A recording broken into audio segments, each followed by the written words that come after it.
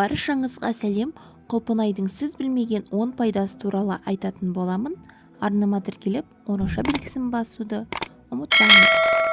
Мамыр және маусым айлары құлпынайдың пісетін уақыты.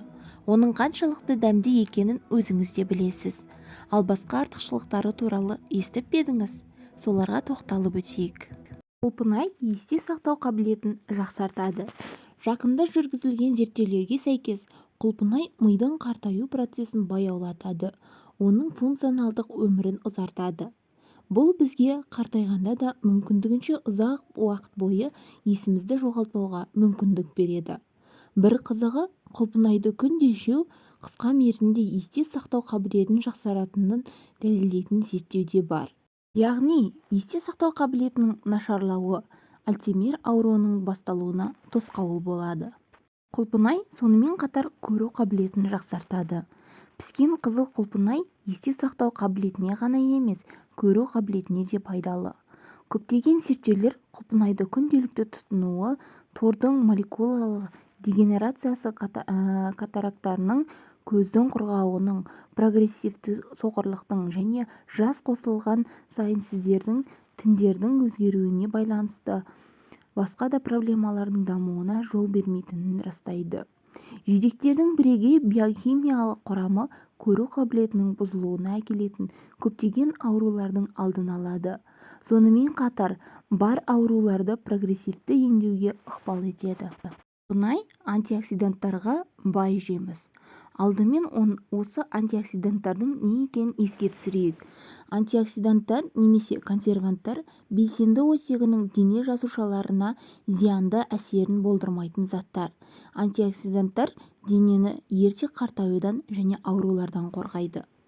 Ғалымдар құлпынайда фенолдық қосылыстардың, биофлавоноидтардың көп мөлшері бар екенін атап өтті.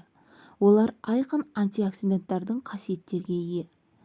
Құлпынай тұтынудың дененің зиянды заттар әсері қарсы тұру қабілетін арттыратыны дәлелденген. Дегенмен, бір маңызды нюансты айтып өткен жөн. Барлық құлпынай бірдей пайдалы жеміс емес. Жидек түсі неғұрлым қою болса, соғұрлым пайдалы болады.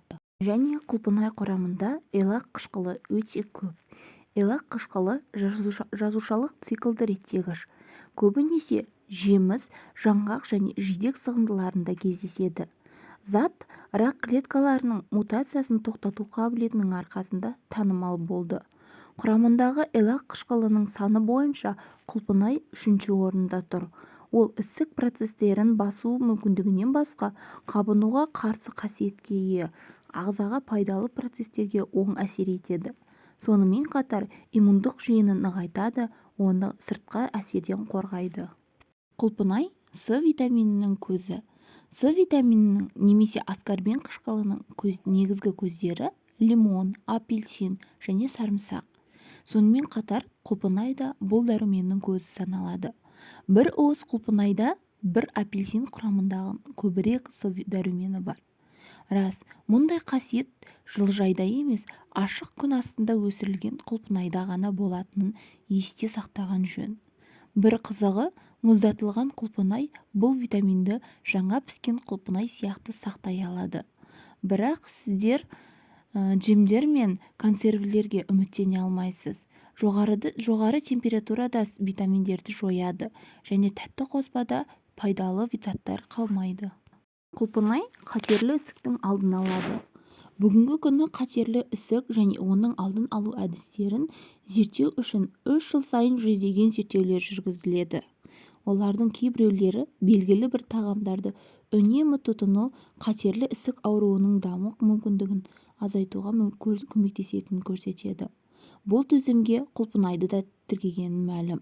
С витаминінің, элак қышқылының, антоцианиннің, кемферолдың және басқа да пайдалы заттардың жоғары концентрациясына байланысты бұл жидекті қатерлі ісіктің кейбір түрлерінің дамуына жол бермейді.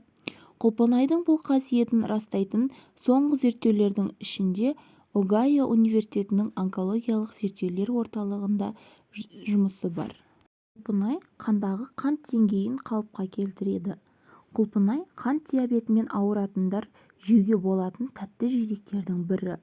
Фитонутренттердің жоғары деңгейі арқасында қандағы қант деңгейінің күрт артуына ықпал етпейді. Сонымен қатар қанттың сіңуін баяулатады. Осыған байланысты ол қант диабетінің даму қаупі жоғары адамдарға да ұсынылады. Бұл жидек диабетті алдын алудың тамаша құралы болып табылады деп саналады. Құлпынай жүрекке де пайдалы. Бұл қызыл жидектер көптеген жүрек-қан тамыры ауруларының пайда болу және даму қаупін төмендететіні дәлелденді. Жоғарыда айтқанымыздай, құлпынай әртүрлі дәрумендер мен антиоксиданттарға бай.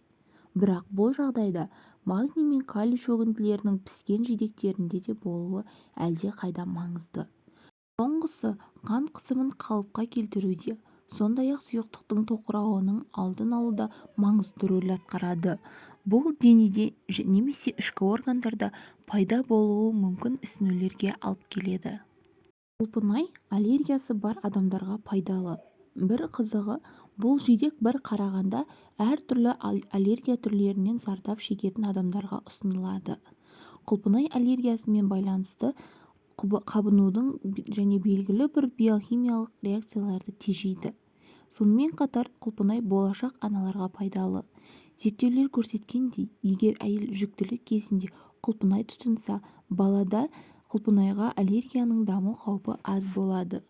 Құлпынайды қазіргі таңда 90%-ға жуық адам тұтынады. Бірақ оның қасиеттері және емдік пайдасы туралы көп адам біле бермейді. Келесі пайдалы ақпараттарымды жіберіп алмас үшін каналыма тіркеліп қоңырауша белгісін басуды ұмытпаңыз.